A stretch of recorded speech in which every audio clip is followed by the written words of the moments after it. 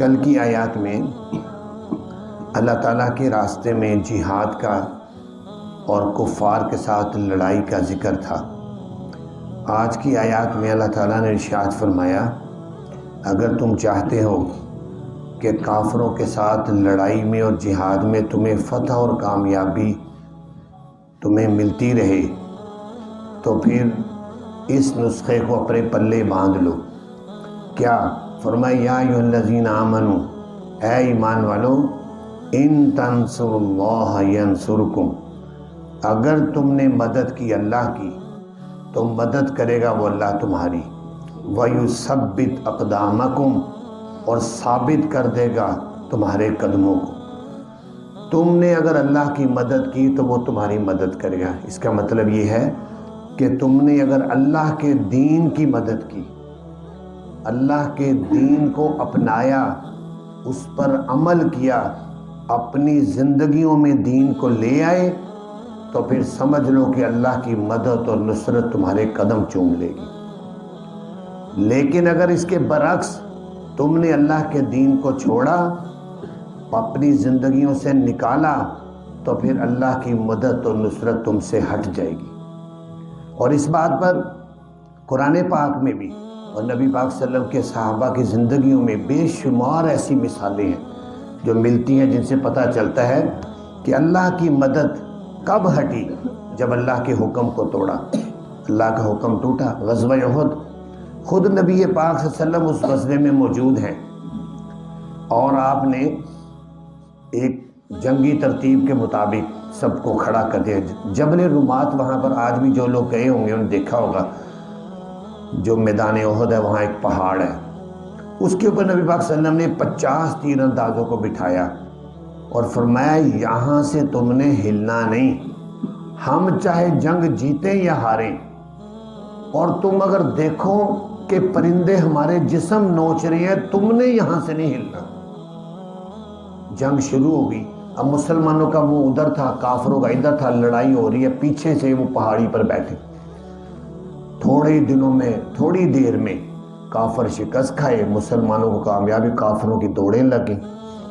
اب جب یہ اوپر بیٹھے تھے انہوں نے سوچا کہ جنگ تو جیت گئے ہیں، لہذا ہمیں اب اترنا چاہیے۔ وہ وہاں سے اترے، نبی پاک صلی اللہ علیہ وسلم کی حکم کی خلاف ورزی ہوئی، ساتھ ہی جنگ کا پاسا پلٹ گیا، اللہ کا حکم ٹوٹا، مدد ساتھ ہی رک گئی، اور وہ جنگ جیتی ہوئی ہارنا شروع ہو گئی۔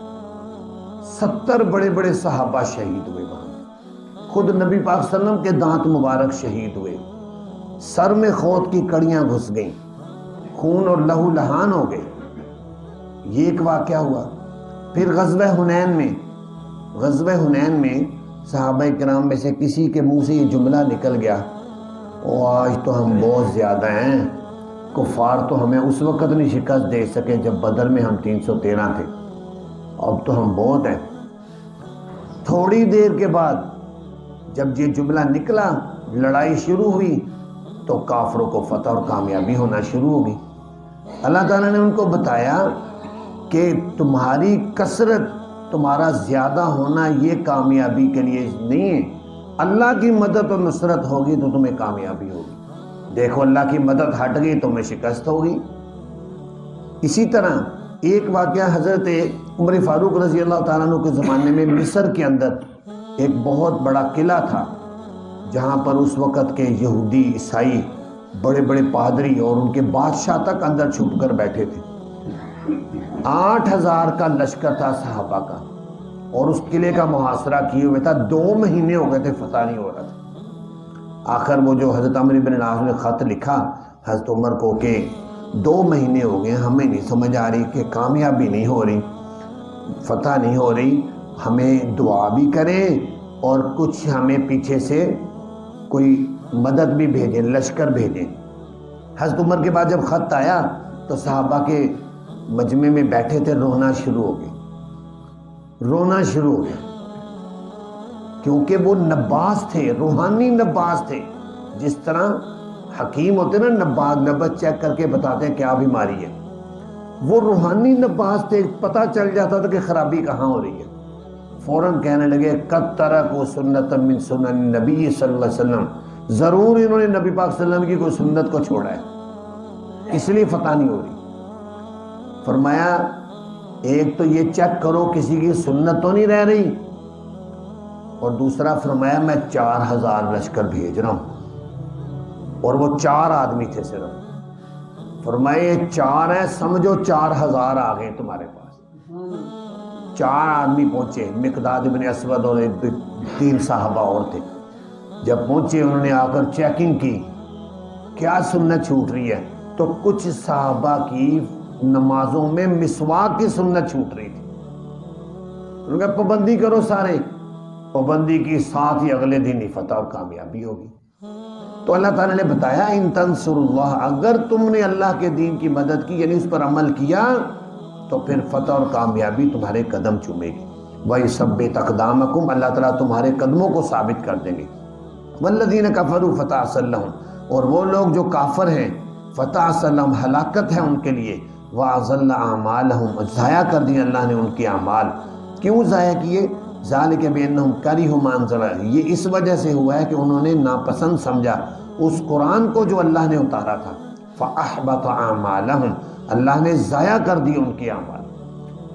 کہ قرآن پاک اللہ نے اتارا تھا، اتنا مبارک کتاب کہ جس کو ہاتھ لگانا بھی اجر، دیکھنا بھی ثواب، پڑھنا بھی ثواب، عمل کرنا بھی ثواب، دلوں کا زنگ کو دور کرتا، اور اس قرآن کو انہوں نے پس پش ڈالا، انکار ہی کر دیا۔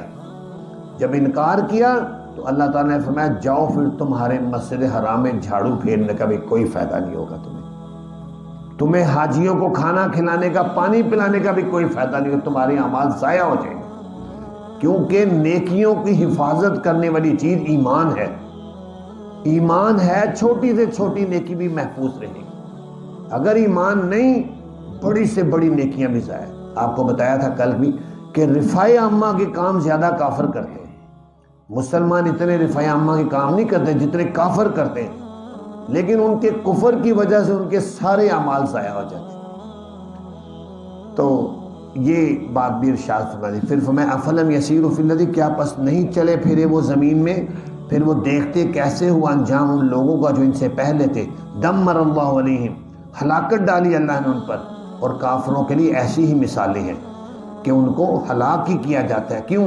اس وجہ سے کہ بے شک اللہ کارساز ہے ایمان والوں کا۔ آہا کیا ہی بات، کیسے خوبصورت لفظ ہے۔ اللہ تعالیٰ فرما رہے ہیں اللہ کارساز ہے، ایمان والوں کے کام بنانے والا اللہ ہے۔ وَأَنَّ الْكَافِرِينَ لَا مَوْلَى لَهُمْ، اور بے شک کافروں کا تو کوئی کارساز نہیں ہے جو ان کے کام بنائے۔ تو فرمایا ان اللہ يدخل الذين آمنوا، بے شک اللہ داخل کریں گے ان لوگوں کو جو ایمان لائے ہیں اور نیک عمل کرتے ہیں، جنتوں میں، باغات میں، جاری ہوتی ہیں ان کے نیچے سے نہریں، ایسے ایسے خوبصورت باغات، میوہ جات والے باغ، ان میں اللہ تعالیٰ داخل کریں گے۔ والذین کفروا، اور وہ لوگ جو کافر ہیں، یتمتعون، وہ دنیا میں نفع اٹھا رہے ہیں، ویأکلون، اور کھاتے بھی ہیں، کما تأکل الانعام، کافر ایسے کھاتے ہیں جیسے جانور کھاتے ہیں۔ قرآن کہہ رہا ہے کافر ایسے کھاتے ہیں جیسے جانور کھاتے ہیں۔ کیسے، کس اعتبار سے اللہ تعالیٰ نے کافروں کو کھانے میں جانوروں سے تشبیہ دی ہے؟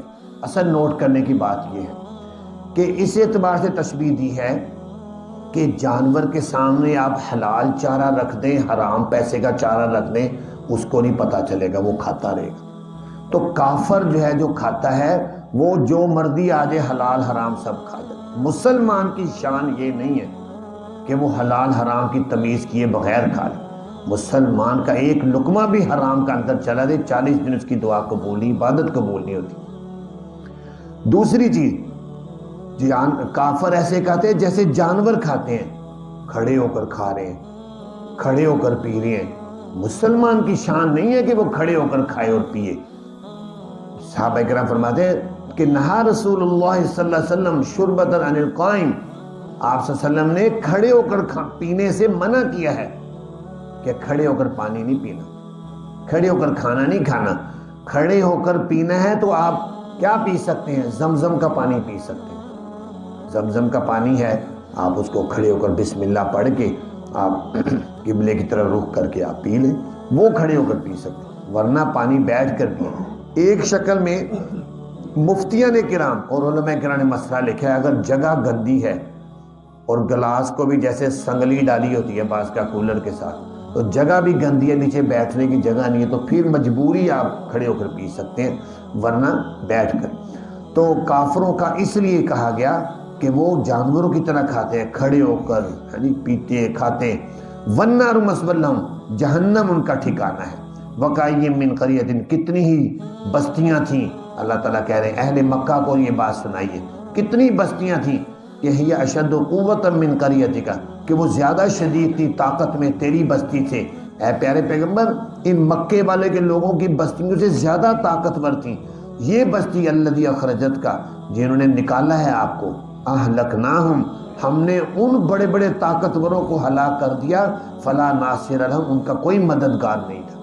افمن کان علی بینۃ من ربی، کیا جو شخص بھی ہے واضح دلیل پر اپنے رب کی طرف سے، مثل اس شخص کی ہو سکتا ہے کہ مزین کی گئی اس کے لیے برے اس کے عمل، واتبعوا اہواءہم، اور انہوں نے پیروی کی اپنی خواہشات کی۔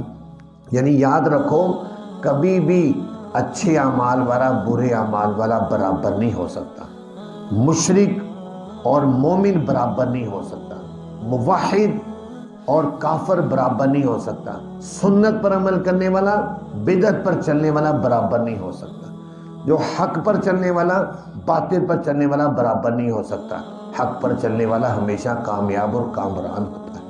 اللہ تعالیٰ سے دعا ہے اللہ تعالیٰ میں صحیح راستے پر چلنے کی توفیق عطا فرمائے۔